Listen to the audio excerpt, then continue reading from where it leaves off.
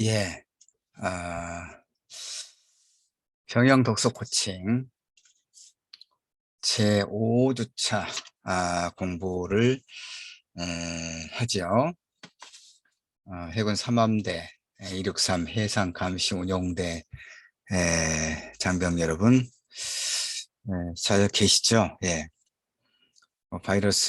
코로나 바이러스가 여전히 2,000명 내외로 1,500에서 2,000 이렇게 에, 확진자가 끊임없이 발생하고 있는 상황에서 장병 여러분들께서도 아마 휴가도 그렇게 쉽지는 않을 것으로 생각이 되고, 어, 우리가 병영 독서 코칭도 계속해서 이렇게 비대면으로 온라인을 통해서 수업을 하고 있어서 뭐 여러 가지로 불편함이 있을 것으로 생각을 합니다. 자, 하여튼 어, 오늘은 5주차 5강 수업을 같이 합시다.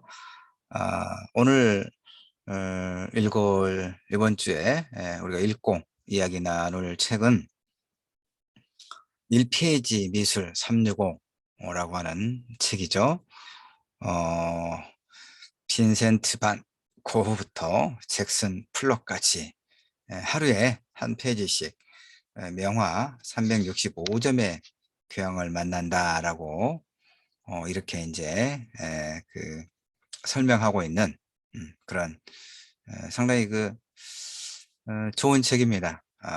그러니까 명화를 하루에 한 편씩 읽으면서 어떤 교양을 쌓을 수 있는 그런 좋은 책입니다.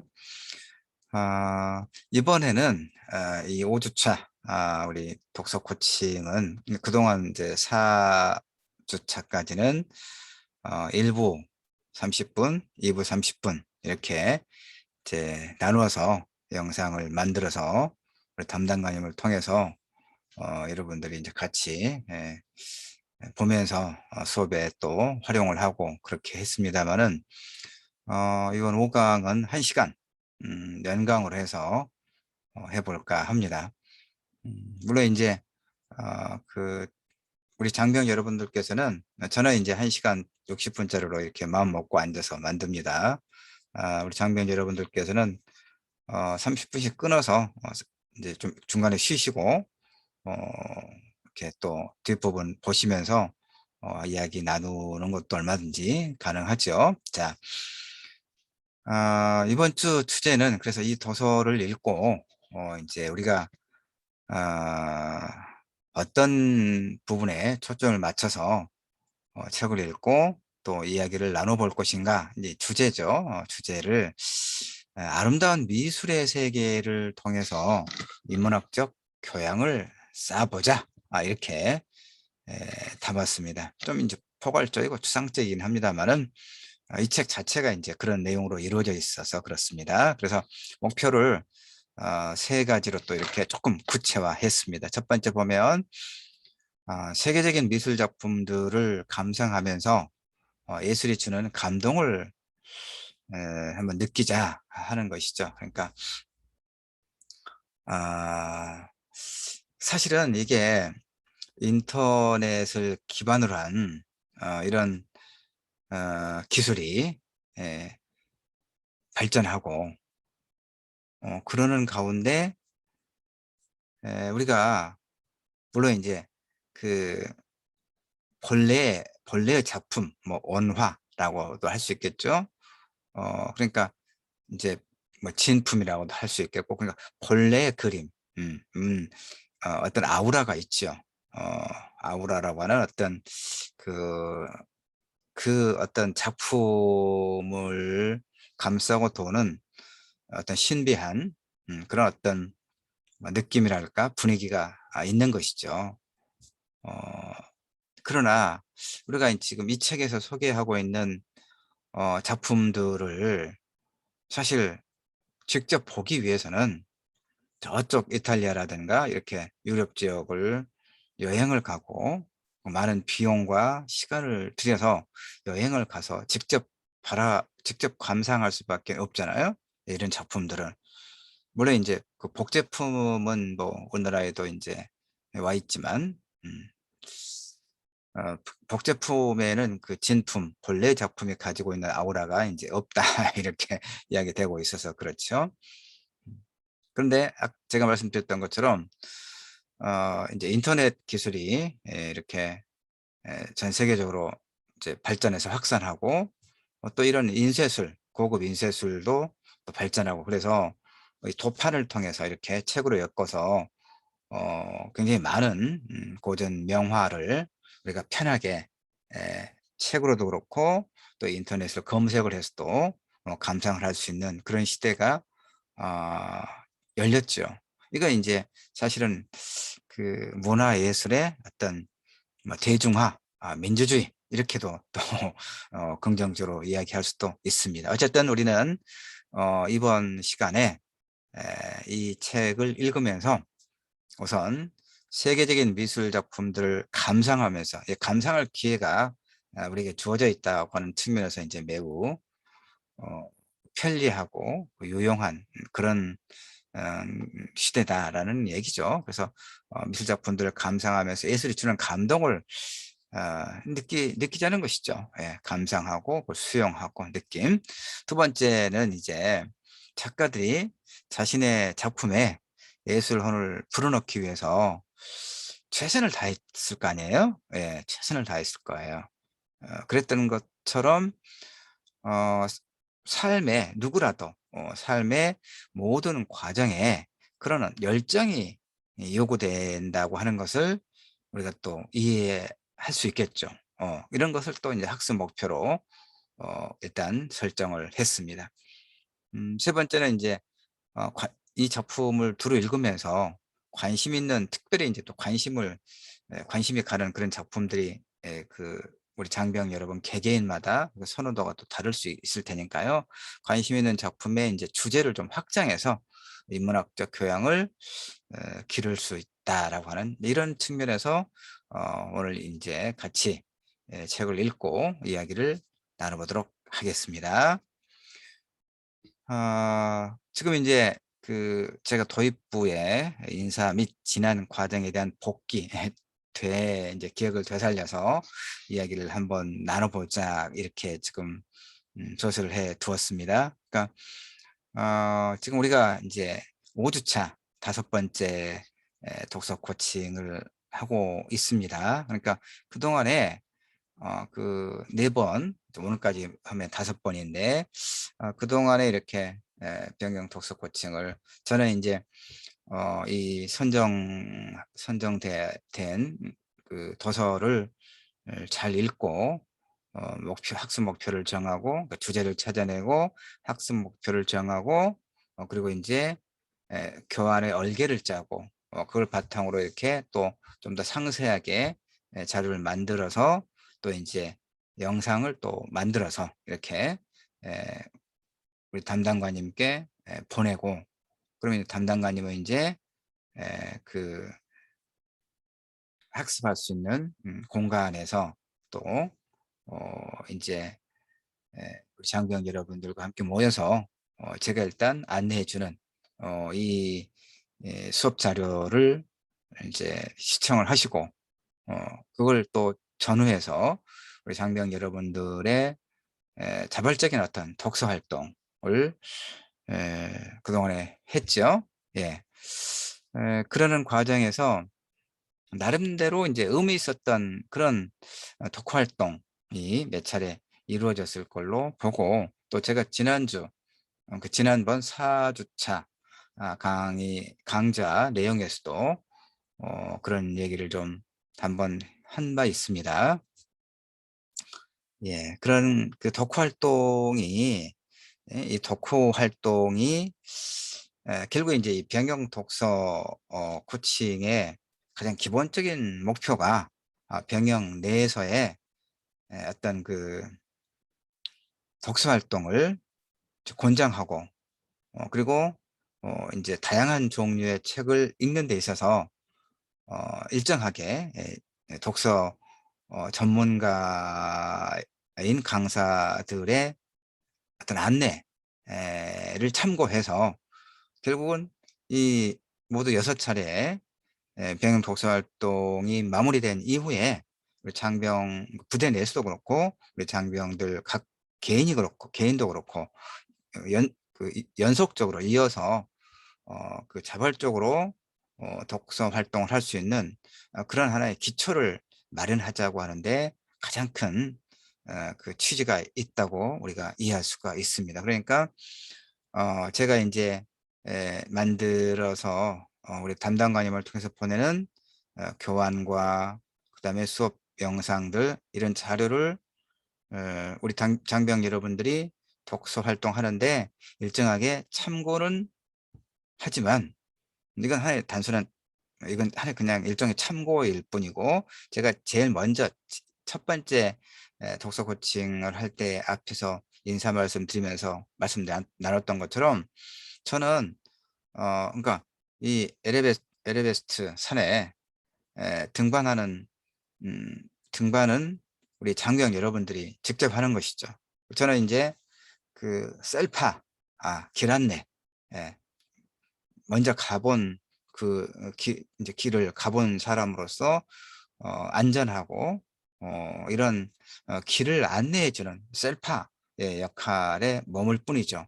어 비유를 드리자면 그렇게 제가 말씀을 드린 바 있습니다. 그러니까 지금 제가 무슨 얘기를 하냐면 매 회차에 독서 활동을 책을 읽고 이야기를 나누고 그 자체도 소중하고 의미가 있지만 그 이후의 활동 즉 어 이를테면 우리 병영 도서 코칭이 이루어지는 그 기간 안에서의 독후 활동은 결국에 인제 이렇게 책을 읽고 난 다음에 무언가 우리 장병 여러분들께서 그 자발적으로 서로 의견을 의논을 하셔서 뭔가 독후 활동을 해 보는 것이 이 병영 독서 코칭 모두 6차례 수업이 끝난 이후에 병영 내에서 그리고 우리 장병 여러분 각각의 개인적 상황 속에서 독서를 더 풍부하게 또 지속해 나갈 수 있는 매우 중요한 토대가 된다고 하는 것을 지금 말씀드리고 있는 것이죠.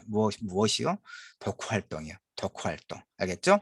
독후 활동이 그러니까 독후 활동은 독서 후에 어떤 활동을 이야기하는 것이죠. 그래서 어 "나에겐 꿈이 있습니다."라고 하는 그 미국에서의 인종차별의 역사를 종식시키고자 하는 마틴 루터 킹 목사의 그 감동적인 연설을 우리가 한번 찾아서 읽고 우리 장병 여러분들 각자 나에겐 어떤 꿈이 있는지를 이렇게 서술을 해서 동료들 앞에서 한번 발표해 본다거나 이런 독후 활동을 이야기하는 겁니다.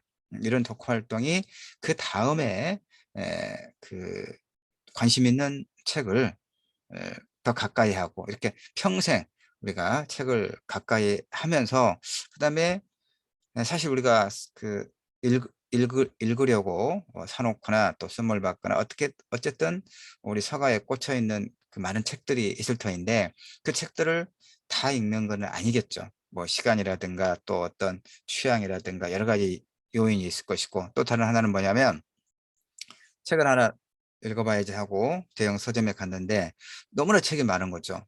각 분야별로. 그래서 어떤 책을 읽어야 할지를 사실 모를 경우도 많아요. 그러니까 이 병영 독서 코칭 활동에서는 책을 읽는 하나의 방법도 안내를 해 드리는 것이거든요. 그러니까 우리 장병 여러분들이 이 독후 활동을 함으로써 그 이후에 책을 고르고 그 책을 잘 읽어서 소화할 수 있는 그런 하나의 토대를 지금 이제 형성하기 위한 이런 안내를 제가 계속하고 있는 거예요. 어 그렇게 이해를 하시고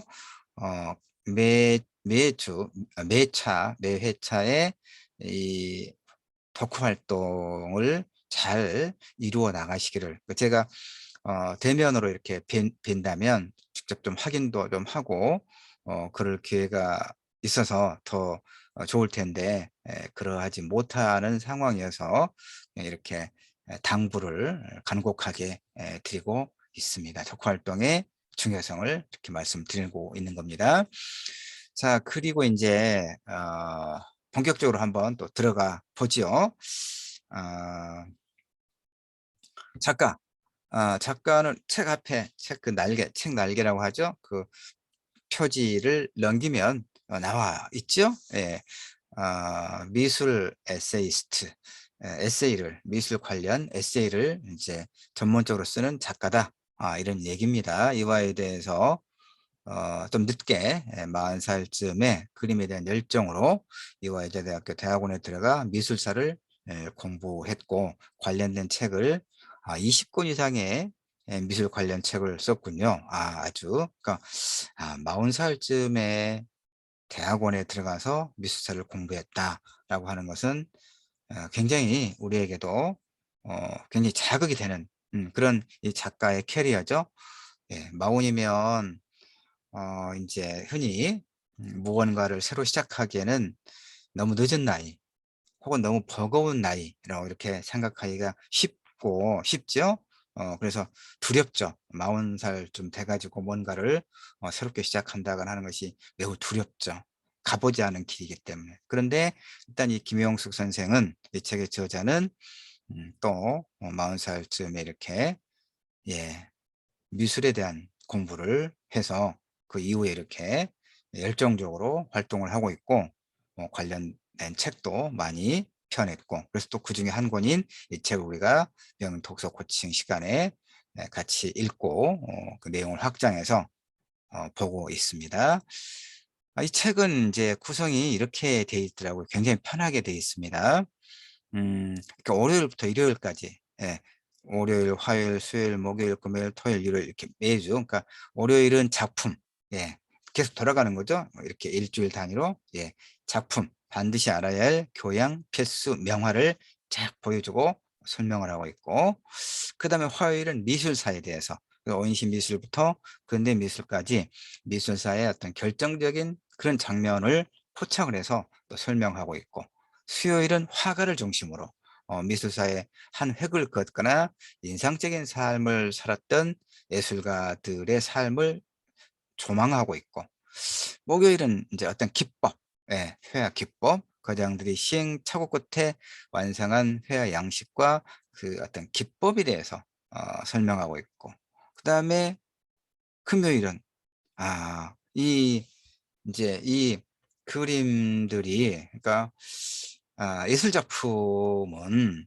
예술 작품은 예술 작품 그 자체로 자족적인 하나의 세계를 갖고 있고, 그것으로 인해서 미학, 아름다움을 이제 독자에게 선사하지요. 그러나 또 한편 어 미술, 문학도 그렇고 미술도 그렇고 그 작가가 살았던 당대의 사회 문화적인 어떤 영향이라고 하는 것이, 의식하든 의식하지 않든 간에 그 작품 속에 들어와 있거든요. 그런 의미에서 세계 역사의 주요 사건을 기록한 어떤 시대적 명화를 금요일 날 이렇게 계속 볼 수 있도록 잘 배치되어 있습니다. 토요일은 스캔들, 걸작에 숨겨진 뒷이야기, 미술사 속 논란의 순간들을 이렇게 정리하고 있고, 일요일은 신화와 종교, 이렇게 이런 식으로 계속 일주일 단위로 해서, 그러니까 일주일, 한 달이면 대강 4주, 4주죠. 예, 그래서 1 년이면 48주, 한 50주가 뭐 얼추 그렇게 되죠. 그러니까 이렇게 계속 돌아가면서 이런 식으로 7 분야의 지식을 어떤 교양으로서, 인문 교양으로서 미술을 통해서, 그러니까 관심 있는 주제부터, 이 인제 저자도 그렇게 안내를 하고 있습니다 보니까. 관심 있는 주제부터, 그러니까 예를 들어서 어떤 뭐 스캔들부터 난 읽고 싶다 그러면 매주 토요일치만 읽은다거나, 이런 식으로 관심 있는 주제부터 읽어 나가거나, 아니면 이게 365일, 그러니까 하루, 예일부터, 예, 예일부터 하루씩, 하루에 하나씩만, 예, 정말 편하게, 아니면 뭐 이거 일주일에 예, 다 또 볼 수도 있겠죠. 일주일에 나는 봐야겠다라고 집중해서 이렇게 아주 편하게 시간을 인제 잘 활용, 짜투리 시간을 잘 활용하면서 인문학적 교양을 쌓을 수 있도록 잘 구성이 아주 잘 되어 있는 그런 책입니다. 자, 이렇게, 그래서 장병 여러분들이 인제 이 책을 읽고 모여서 이야기를 나누실 때는 모두 이렇게 7분야로 구성되어 있잖아요. 월요일부터 일요일까지. 그러니까 뭐 한 분이 한두 명이 나는 월요일치 이렇게, 나는 뭐 화요일치 이렇게 각 요일에서 하나씩을, 그러니까 월요일 중에서 하나죠. 월요일도 계속 이어지니까 많으니까 다 하기 힘드니까. 그래서 월요일 중에서 어느 하나, 화요일 부분에서 어느 하나 이렇게 뽑아서 임의로 선택해서 내용을 이제 정리해서 발표하고 의견을 좀 풍부하게 나눠보는, 이렇게 해서 이제 효율적으로 시간 안에 독서 활동을 할 수가 있습니다. 그다음에 이제 관심 있는 주제와 배경이 되는 이야기를 찾아보는 일도 작품 감상의 깊이를 위해서 아주 바람직한 그런 활동이에요. 예를 들어서 그 셰익스피어의 희곡 햄릿에 대해서 좀 찾아본다거나, 또는 연관된 다른 텍스트, 영화라든가 문학으로 이렇게 확장해서 논의를 이어가는 방식의 발표도 아주 좋은 독서 활동이 될 수 있습니다. 또 이제 제가 예를 들어 놓고 있는데, 맨 앞에 1장 365 중에서 1, 첫째 날 001 오피리아 편에서 이 그 소개하고 있는 존 에버렛 밀레이의 작가로서의 어떤 장인 정신과 관련해서 다른 화가들, 또는 어떤 작가들의 치열한 그런 장인 정신 관련 에피소드를 또 찾아볼 수도 있겠죠. 예를 들면 이제 그 전라북도 남원에 가면은 혼불 문학관이라고 있습니다. 최명희 선생의 그 대하소설 혼불을 이제 그 남겨이고 좀 이른 나이에 세상을 떠났는데, 최명 여성 작가입니다. 여자분인데, 이 최명희 선생 같은 경우도 이제 이 소설에서 그러니까 묘사가 굉장히 뛰어납니다. 그런데 뭐 그 지역의 방언이라든가 어떤 풍속에 관한 것들, 그런데 이 바람 소리에 대한 묘사하는 문장들이 많이 있습니다. 읽어보면. 그런데 이 최명희 선생은 그 바람 소리가 다 다르지 않겠습니까? 그래서 그 바람 소리를 적절하게 묘사해 내기 위해서 며칠 동안 툇마루에 앉아서 소위 지나가는 바람 소리를 듣고 앉아 있었다고 이야기합니다. 그야말로 자신의 작품에 그 예술혼을 불어넣기 위한 그런 어떤 열정과 헌신. 그래서 이제 이채명희 선생은 하여튼 이 소설을 남기고 이제 또 뭐 암으로 이렇게 해서 일찍 세상을 떠났죠. 자, 이렇게 관심 있는 주제와 배경이 되는 이야기를 찾아보고 연관된 다른 텍스트로 확장해서 논의를 이어가는 이런 방식의 발표도 우리 독서 활동을 매우 풍부하고 의미 있게 하기 위한 굉장히 좋은 그 수업 방식이다라고 이렇게 제가 안내를 해드리는 겁니다. 이제 도서 주제에 대한 이해로 들어가 볼까요? 자, 저는 이제 늘 그렇듯이 이제 오늘 우리 그 5번째 독서 코칭에서는 제가 또 어떻게 했냐면, 저는 이제 세 챕터만, 예, 이 시간에는 제가 또 이렇게 소위 샘플로 어, 제 임의대로 또 이렇게 뽑아서 설명을 하고 안내를 합니다. 이런 식으로 이렇게 독서 활동을 하시라고 안내를 해 드리는 겁니다. 자, 첫 번째 보면 저는 월요일로, 그다음에 저는 앞에 부분, 이 책의 앞부분들을 이제 주로 활용을 했습니다. 그래서 월요일 작품 오피리아, 셰익스피어는 그의 희곡 햄릿에서 자신이 사랑하던 여인 오피리아의 아버지를 햄릿이 이제 그 실수로 죽이거든요. 그 이야기를 통해서 불가이한 운명과 사랑의 어떤 비극을 이야기해요. 햄릿이요. 예. 셰익스피어가 햄릿을 통해서. 예. 그런데 이제 화가 존 에버렛 밀레이는 이 오피리아를 또 그리기 위해서 리찌라는 예명을 쓰는 모자 가게 여자 점원 엘리자베스 시다를 모델로 삼았다는 거죠. 그래서 몸의 반이 물에 잠긴 효과를 사실적으로 그려내기 위해서 이 모델 엘리자베스 시다를 그림 속에 옷을 입은 채 물이 가득 담긴 욕조에 들어가서 눕게 했다는 거죠. 이 일로 이제 이 모델이었던 시달은 독감에 걸려 거의 죽을 고비를 넘겨야 했다고 이제 소개하고 있잖아요, 이 책에서. 또 화가는 물가의 풀과 나무, 꽃 등을 최대한 자연스럽게 그리려고 강가에 이재를 세워놓고 하루 15시간씩, 11시간씩 5개월여를 꼬박 고생했다. 아까 제가 혼불의 작가 최명희 선생이 그 바람 소리를 묘사하기 위해 몇 날 며칠 동안 그 텐마루에 앉아서 아침으로 또 저녁으로 불어가는 바람 소리를 들었다는 것과 같은 그런 열정이 우리에게 느껴지지요. 전해지죠.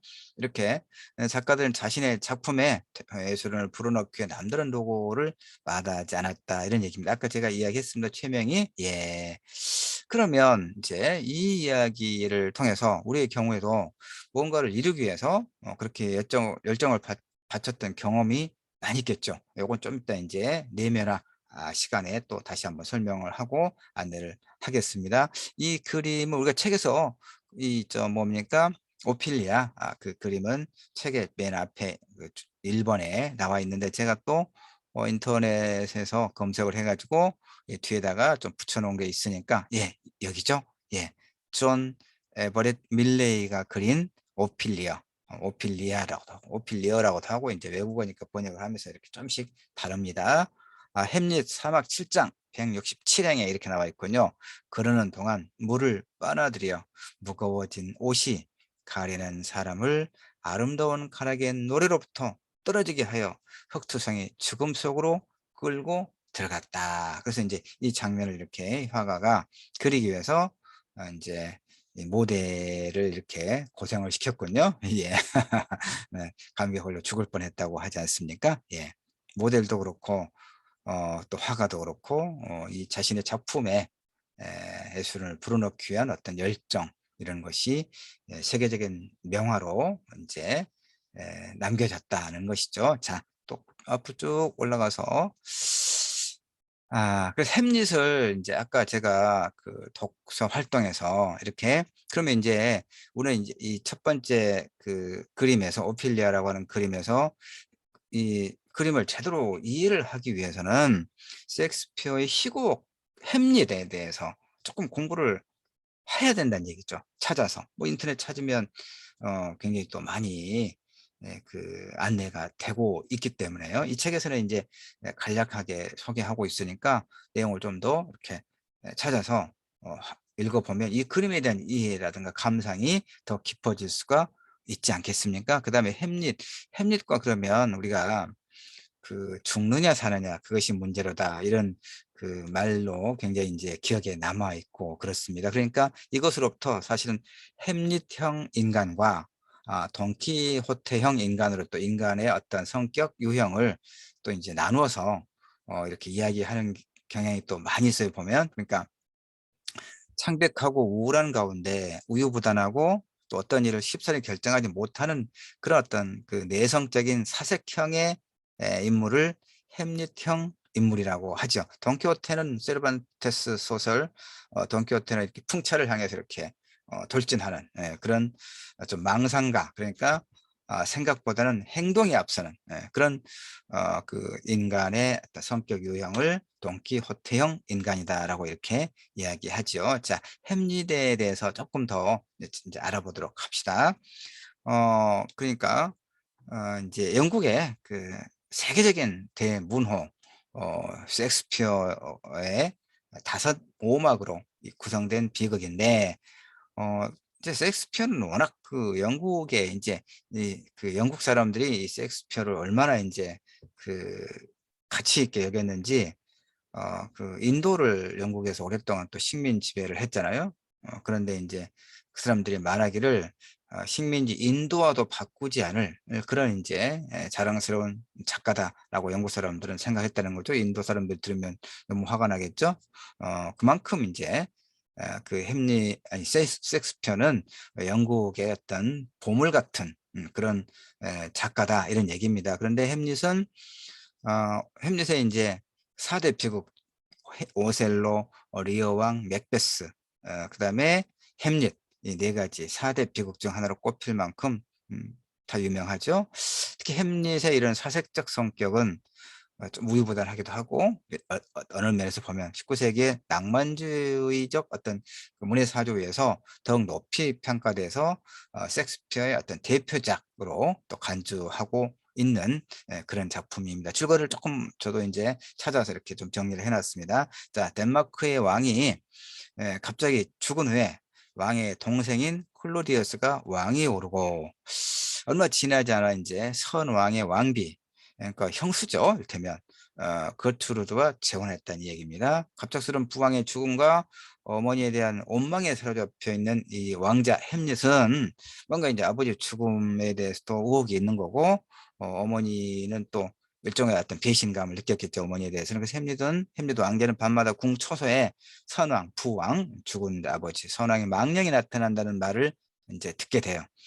한 번쯤 이를 확인하려고 초소로 가는 햄릿은 선왕의 망령으로부터 자신이 동생에 의해서 독살되었다는 말을 듣죠. 그래서 복수를 위해 이제 거짓으로 미친 채 합니다. 햄릿은 망령의 존재를 좀 의심하긴 해요. 그러면서도 이제 그러니까 우유부단하다고 이제 햄릿 형의 성격을 이렇게 규정을 하죠, 흔히. 왕의 본심을 떠보기 위해서 국왕설의 연극을 이제 한번 해 보이도록 극단에게 명을 내립니다. 이 연극을 본 왕이 이제 안색이 변하죠. 그래서 자리에서 일어선 것을 확인하고, 햄릿은 이제 확신을 갖게 돼요. 그래서 사랑의 죽음에 대한 내막을 확신하고, 그래서 이제 그 햄릿은 그 이제 자신의 어머니였던, 지금도 어머니이긴 하죠. 어머니였는데 이제 어, 여튼 부왕, 새로운 왕과 결혼한, 이 그트루드를 추궁하던 중에 재상 폴로니어스를 왕으로 잘못 알고 죽여버려. 그래서 그가 사랑했던 이 폴로니어스의 딸 오피리아는 또 미쳐서 물에 빠져 죽는 거죠. 아까 그림처럼. 왕은 이 사건을 빌미로 햄릿을 잉글랜드로 보내고, 그러나 왕자는 또 해적의 도움으로 다시 되돌아옵니다. 그래서 이제 이 또 이제 재밌는 게 참 뭐냐면 비극이죠, 사실은. 그래서 이 이제 폴로니어스의 아들 레어티스는 이제 아버지의 복수를 또 당연히 하려고 하겠죠. 그래서 햄릿을 이제 죽이려고 하는 왕과 같이 이제 결탁을 하죠. 그래서 왕과 왕비 앞에서 햄릿과 이제 펜싱 시합을 이렇게 합니다. 그냥 죽일 수는 없으니까 명분을 만들기 위해서. 햄릿을 죽이기 위해서 독을 바른 칼로 시합을 한 레어티스는 햄릿에게 상처를 입히지만 시합 도중에 떨어뜨린 칼을 바꿔들면서 자신이 그 독을 묻혀놓은 칼을 이제 잘못 바꿔 들게 돼요. 그래서 자신도 칼에 찔리게 되고, 죽기 직전에 자신과 왕의 계략을 이제 햄릿에게 알리게 돼요. 그래서 이미 독에 묻은 칼에 찔린 햄릿은 최후 순간에 그 칼로 왕을 죽인 후에 숨을 거두죠. 그 와중에 왕비는 또 왕이 햄릿을 독살하려고 그 준비한 독주를 마시고 죽어요. 그래서 왕위는 이제 노르웨이 왕자에게 돌아가지만, 이 이제 햄릿을 비롯한 이 몇몇에 관련된 사람들은 다 죽음에 이르고 마는 하나의 비극적 결말을 맺게 되죠. 바로 이 오피리아가 이렇게 죽은 모습을 이제 존 에버릿 밀레이가 이렇게 아주 사실적으로 재현하기 위해서 이렇게 그림을 이제 그렸다, 이런 얘기입니다. 이렇게 햄릿과 관련된 이야기를 이제 하나의 이 그림의 배경 지식을 우리가 찾아서 조금 확인을 하면 이 그림이 훨씬 더 그냥 훨씬 더 어떤 느낌이 강렬하게 다가오는 것을 알 수가 있죠. 이런 식으로 하면 좋다는 겁니다. 두 번째 봅시다. 이제 저는 수요일로 건너뛰었습니다. 월요일에서 수요일은 화가들에 대해서 이야기를 쭉 하고 있습니다. 여기는 고후입니다. 반고후. 자신의 귀를 자르고 그런 모습의 자화상을 그리는 것으로 유명하죠. 이 빈센트 반 고흐는. 고흐 그러면 이제 바로 그런 자신의 귀를 잘랐다, 그러니까 광기, 고통, 슬픔, 이런 이미지와 함께 기억되는 화가가 빈센트 반 고흐죠. 그의 작품이 그 사후에 뭐 미술품 경매시장에서 엄청난 가격으로 팔린다고 하죠. 그러니까 이런 거 보면 저는 헛웃음이 나와요. 이 작가들은 당대에 뱀을 굶주리면서 생존과 싸우면서 작품 활동을 했잖아요. 그래서 여기도 이 코더 보면 그가 생전에 공식적으로 판매한 작품은 단 한 점에 불과하다고 그러더라고요. 그러니까 이걸 통해서 우리는 많은 천재적인 예술가의 삶이 가난과 피해로 가득했음을 알게 되죠. 아이러니죠. 예. 근데 아까 제가 앞에서 그 이야기했던 혼불의 작가 최명희 그 선생도 그 인제 결혼을 하지 않았어요, 제가 알기로는. 근데 인제 이 대하 소설을 쓰고 앉아 있으니까 참 많은 자료를 인제 확인해 가면서 소설을 쓰고 있으니까 근데 생활비가 있어야 되잖아요. 돈이 들어온 게 아니에요, 어디서. 그러니까 이제 서울에 인제 인사동 거리를 가다가 아는 그 선배 작가에게 그 뭐 평론 잘 알려져 있는 평론가가 인제 자신이 그 이야기를 나중에 사후에 남긴 글을 제가 봤어요.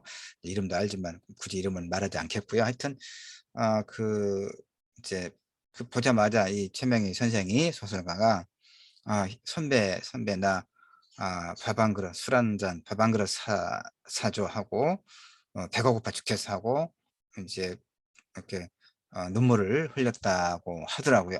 이 말을 듣고 내가 어떤 생각이 드냐면 그래서 인제 그 전라북도 전주 MBC에서 주관해서 매해 혼불 문학상 장편 소설 혼불 문학상을 제정해서 운영을 하고 있거든요. 그 상금이 5천만 원이에요.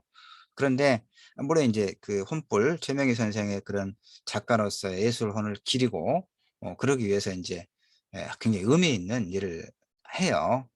그래서 인제 작가들의 좋은 작품들을 이렇게 또 작가들에게는 그런 좋은 작품을 쓰게 하는 하나의 자극제가 되고 또 수상한 작가는 인제 그 상금과 함께 또 하나의 그 대형 작가로서 또 계속 작품 활동을 해 나갈 수 있는 하나의 인제 어떤 격려가 되는 그런 인제 문학 전체로 보면 매우 의미 있는 일이긴 해요. 근데 저는 그때마다 어떤 생각이 드냐면 우리 장병 여러분이 인제 눈치챘을지도 모르겠어요. 제 말의 의미를.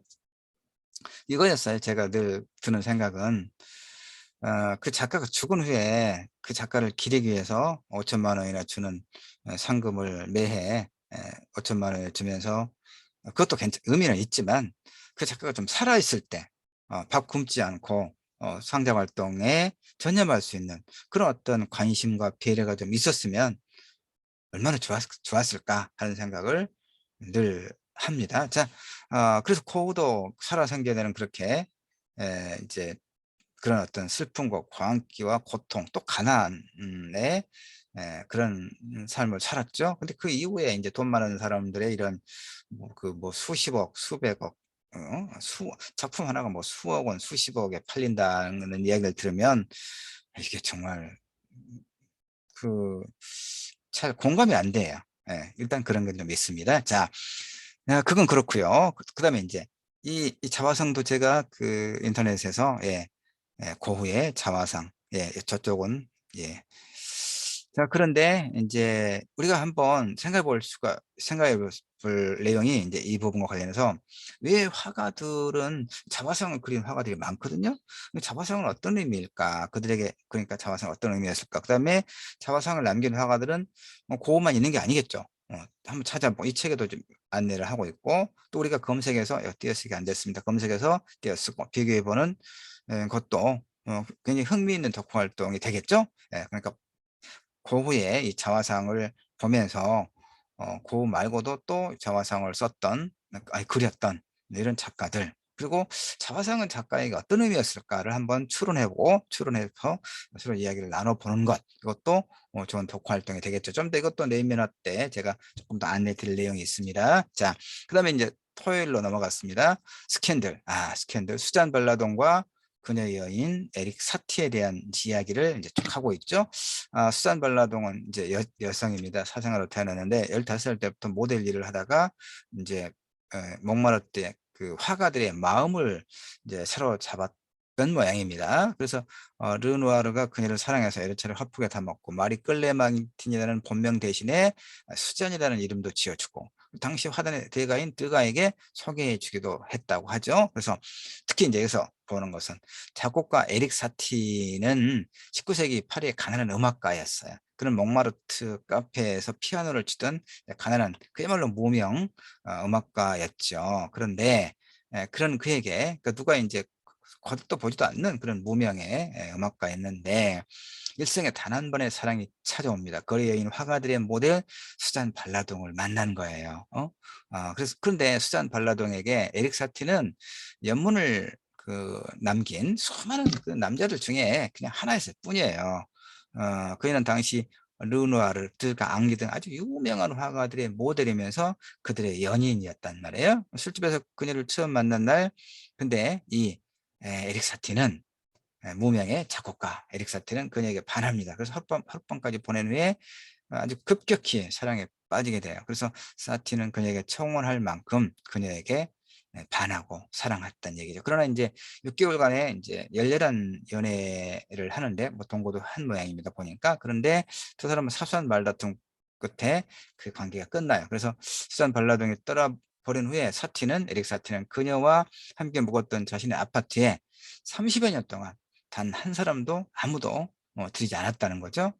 그가 죽고 나서야 문이 열린 이제 그의 집에서 사람들은 에릭 사티가 수잔 발라동에게 쓴 편지꾸러미, 붙이지 못한 편지들이죠. 그 다음에 그녀가 그려준 에릭 사티의 초상화가 발견되었다고 하더라고요.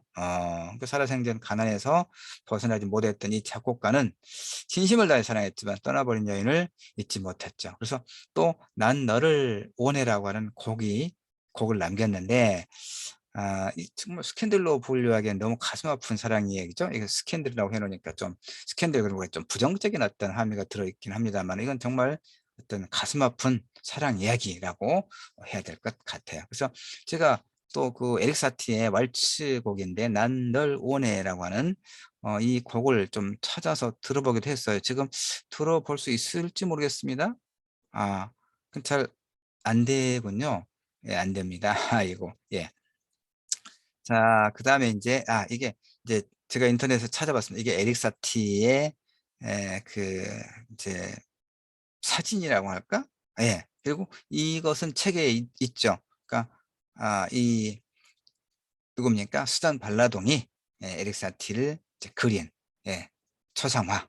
그러니까, 예, 이제 이걸 남겨줬다 이런 얘기죠. 예. 자, 이제 내면화, 이제 어떻게 이 책을 읽고, 이제 결국은 자신의 것으로 만들 것인가 이런 얘기가 내면화죠. 자, 봅시다. 독후활동. 어, 예술 작품의 감성을 통한 교양 쌓기와 관련해서 애초부터 그림은 대상의 어떤 재현이죠. 어떤 대상을 재현하는 것이고 또 그 자체다. 이렇게 말할 수 있죠. 또한 소망의 표현임과 동시에 소망의 달성이다라고 이야기할 수도 있어요. 구석기 시대의 서양권 예술가는 그런 그림들을 통해서 실물 자체를 소유한다고 믿었고 그림을 그림으로써 그 그려진 사물을 지배하는 힘을 얻는다고 믿었단 말이에요. 그들은 그림 속의 짐승을 죽이면 실제의 짐승도 죽게 마련이라고 믿었어요. 이렇게 시작됐죠. 예술의 구석기 시대부터. 이렇게 시작된 예술의 역사는 그 당대에 이제 그 문화 사회적인 연관 속에서 그 의미가 다양하게 해석되고 있죠. 우리가 예술 작품을 감상하면서 얻게 되는 감동은 어디로부터 혹은 무엇으로부터 연유하는지를 이야기 나눠볼 만하죠. 이 덕후 활동으로 작품 그 자체로부터 아니면 작품이 내포하고 있는 어떤 의미로부터 우리가 감동을 느끼는가를 한번 편하게 얘기해 볼 수 있습니다. 그 다음에 이제 이 문장, 이 글과 관련해서 제가 이야기하고 있는 게 바로 이 뒷장의 그림이 이제 있어서 한쪽에 페이지에다 담아야 되는데 알타미라 동굴 벽화를 지금 이야기했던 겁니다. 예, 알타미라 동굴 벽화. 그러니까 한 3만 년 전, 지금으로부터 한 3만 년 전 구석기 시대에 인간이 만들어낸 최초의 예술 작품으로 이야기하죠. 바로 이제 이 동물과 사냥을 이제 그러니까 이 사냥을 나가서 이런 동물들과 마주했을 때 목숨을 자칫 생명이 위험에 빠질 수도 있잖아요. 그다음에 놓칠 수도 있고 그래서 사냥을 성공적으로 수행할 수 있도록 하는 그런 주술적인 의미가 이런 이제 동굴 벽화 속에 그려진 고대인들의 그런 염원이다 그런 얘기입니다. 이것으로부터 예술이 시작됐다 그 얘기를 하고 있습니다. 독후활동 두 번째 볼까요? 자, 역사에 이름을 남긴 모든 예술가는 앞에서 우리가 봤던 것처럼 자신의 작품에 예술론을 불어넣기 위해서 온갖 수고를 마다하지 않았죠. 이 도서에서도 사실 그런 화가들 여러 만날 수 있죠. 우리 자신도 이겁니다. 우리 자신도 무언가를 성취하기 위해서, 우리 장병 여러분들, 저도 그렇고요. 우리 장병 여러분들도 무언가를 성취하기 위해서 혹은 자신의 삶을 긍정적으로 만들기 위해서 나름의 최선을 다 하고 있잖아요. 다 했잖아요. 그래서 이제 우리 장병 여러분들도 각자의 삶에 있어서 열정을 바쳤던 어떤 경험들에 대해서 한번 이야기 나눠보면 굉장히 의미가 있을 거예요. 우리가 작가나 화가는 아니지만 우리는 모두 고유한 자기 자신만의 어떤 고유한 정체성이 있고 그렇기 때문에 그런 이야기를 한 번씩 나눠보는 것은 굉장히 유용한 독후 활동이라고 생각을 합니다. 한번 해보시기 바랍니다. 세 번째, 주제 확장. 관심 있는 주제에 대해서 이제 공부 감상한 다음에는 다른 문화예술 영역까지 확장해서 그런 사례를 찾아 비교해 보는 것도 좋은 독후 활동이다라고 제가 아까 안내를 해드렸죠. 이 부분과 관련해서 여러분들의 자화상을 한번 그려보는 것도 좋을 것 같아요. 자화상. 자, 이 유명한 자화상이 이제 한국의 경우도 있습니다.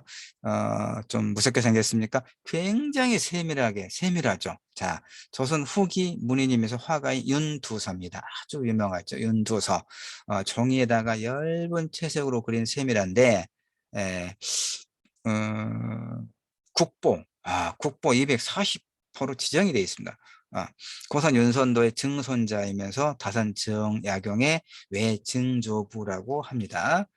당쟁에 밀려서 이제 벼슬을 포기하고 고향인 해남으로 돌아와서 학문과 시사화에 몰두하다가 비교적 이른 나이인 48세에 세상을 떠났다고 합니다. 자, 독후활동. 그러니까 지금 이 책을 읽고 구체적으로 우리가 해볼 수 있는 독후활동은 음, 한 두 가지 있을 수 있겠습니다. 뭐 제가 세 가지를 독후활동 세 가지를 설명하고 있는데 우리 실제로 해볼 수 있는 게 독후활동 두 번째와 관련해서 이런 작가들 열정적인 어떤 자신의 작품에 예술론을 불어넣기 위해서 뭔가 수고를 마다하지 않았던 작가들 처럼 우리 자신도 자신의 삶을 긍정적으로 만들기 위해서 뭔가를 수고를 했잖아요. 그래서 뭔가를 이뤘을 것인데 그런 것들을 구체적으로 이렇게 이야기를 나눠보는 것, 이건 자신을 점검하고 다른 동료 장병들을 격려하는 그런 굉장히 또 의미 있는 독후 활동이 될 수 있을 것 같으니까 이거 한번 꼭 해보시기 바랍니다. 그 다음에 하나가 자화상 그리기. 우리도 한번 그려보죠. 자화상이 어떤 의미인가도 한번 서로 이야기를 나눠보라고 그랬죠. 자화상. 예.